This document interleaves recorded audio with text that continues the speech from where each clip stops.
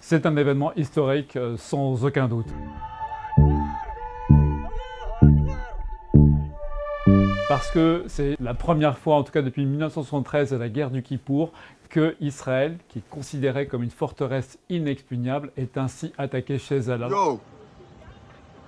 Là, on retrouve cet effet de surprise parce que d'abord, l'invasion est massive à l'échelle de ce qui se passe habituellement. La manière dont les commandos du Hamas, dont les combattants ont pu pénétrer ainsi sur le territoire, a désorganisé en quelque sorte tout l'État d'Israël, à avoir pris de court toutes les forces de sécurité, à avoir surtout déjoué des renseignements militaires, à avoir percé ainsi ce mur considéré comme infranchissable, avec notamment les fameux boucliers missiles antimissiles.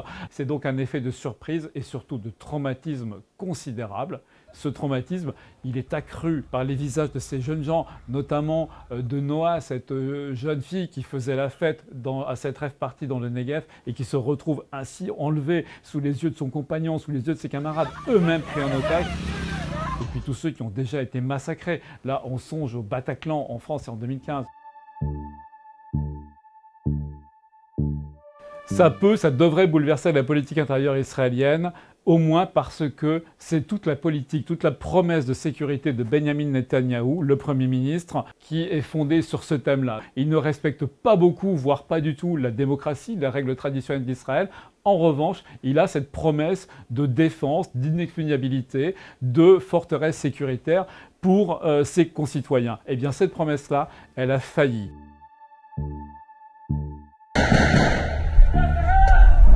Donc maintenant, tout va dépendre de la manière dont Netanyahou sera capable de réagir. La réaction, elle est déjà très forte, très dure militairement. En tout cas, c'est aujourd'hui la capacité de Netanyahou à reprendre le contrôle, à libérer des otages et de ramener un semblant de sécurité à son peuple qui va être déterminant pour son avenir politique.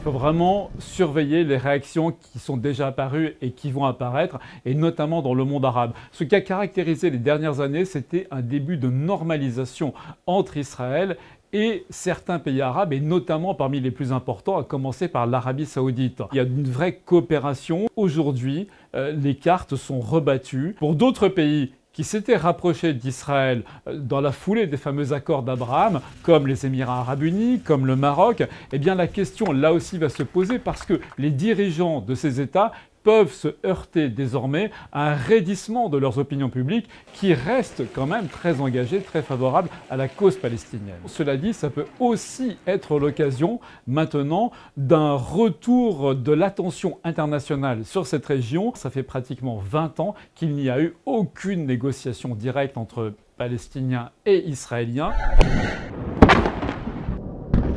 Ça fait des années que ce conflit est un petit peu relégué dans les oubliettes, qu'il ne focalise plus du tout l'attention des diplomates internationaux. On peut penser qu'en effet, ça peut favoriser un retour des Occidentaux. Alors là, on voit déjà en effet que Joe Biden, que la Maison-Blanche, remet totalement dans sa focale l'enjeu israélo-palestinien.